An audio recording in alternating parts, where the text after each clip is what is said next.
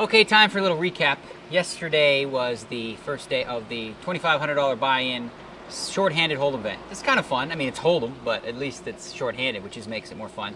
Basically gives you an opportunity to play a lot more hands and just get in the mix, and it really benefits the better players, I think. But I didn't really get off to a good start. I started out at a table with J-Dags, John D'Agostino, and the Grinder, both really good no-limit hold'em players, especially short-handed, so it didn't look great.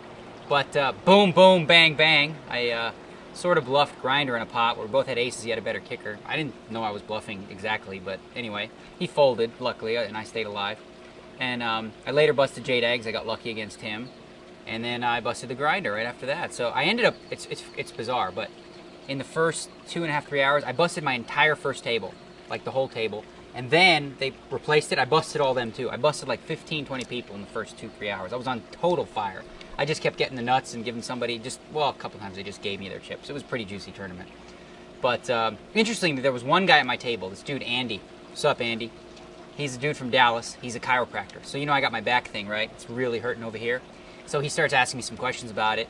He says, does it hurt when you breathe? And I said, yeah, actually it does. And he's like, well, it's probably a rib. He needs to readjust me. And he says he can do it in 10 minutes. So I'm like, I don't know. On the break, he takes me out on one of these benches, throws me down on there. He starts doing this thing. I've never had this done to me before. And he goes, okay, take a deep breath. And I do that. And then he goes, and I hear the loudest, like, snap, crackle, pop in my back. And it was like, oh! Then he did my neck and just flipped it around. And it felt immediately like something was different. Like, it was smoother. It was really, it's sore, but it's not the same kind of sore. It just feels like it's, you know, getting back into place. And then he basically told me what I've been doing. For some reason, we were using heat. Heat is the worst thing you can possibly do. Heat aggravates the injury. So I had heat on my back and heat on my rib, because right here I hurt myself in a go-karting thing. So now I'm like all messed up. So we went on the dinner break. I went and got some ice, and I literally came back from the dinner break with a bag of ice on my back and a bag of ice here, and I was playing the tournament with ice on me, and it helped. But you know, I was pretty stiff later in the night. But I feel a little bit better this morning, man. I feel like in a day or two, I'll be back at it using the Medicus. So yeah, anyway, I had like I said, if you looked at a card player, if you looked at my rise during the tournament, I never had a downswing. I was just very consistently like going up, up, up. At about 95,000, I kind of plateaued for a while, got up to 105, and then late I made a couple nice moves. Can't tell you what they were, but because the guy might be listening, you know, he's from Edmonton, Canadians, you know. But it was a good play, trust me. I'll tell you about it later. So I'm up to 159.9, chip leader.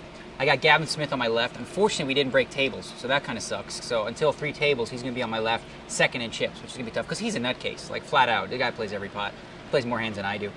But, oh, one more thing I forgot to tell you. I had little Matt, my little buddy.